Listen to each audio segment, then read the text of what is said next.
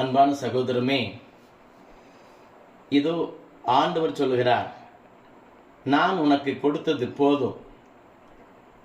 எபிரேயர் 13:5 சொல்லப்படுகிறது, உனக்கு உள்ளது போதும் என்று மற்றதெல்லாம் நேரம் வரும்பொழுது நான் உனக்கு சேர்த்து கொடுப்பேன். இன்றைக்கு மனிதர்கள் ஆத்திரம் தாங்க முடியாமல் கடனும் உடனும் வாங்கி தொல்லைக்கு ஆளாகி வட்டி கட்ட முடியாமல் இருப்பதை தொலைத்து கொண்டு போகிறார்கள். திருப்பாடல் 16:5 சொல்கிறது, இதோ கடவுள் உனக்குரியதை எடுத்து வைத்திருக்கிறார், ஆகவே அதை யாரும் எடுக்க முடியாது. நீயும் நினைத்துக்கொள், உனக்கு கொடுத்ததை யாரும் பறிக்க முடியாது, மற்றவர் கொடுத்ததை நீ எடுக்க முடியாது. இதோ உனக்கு உள்ளது போதும் என்று உன் உழைப்பிலை நிலைத்திரு. காலம் வரும்பொழுது ஆண்டவர் உன்னை உயர்த்தி எடுத்து நிறுத்துவார்.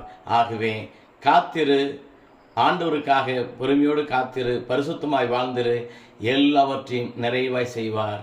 ஆமென்.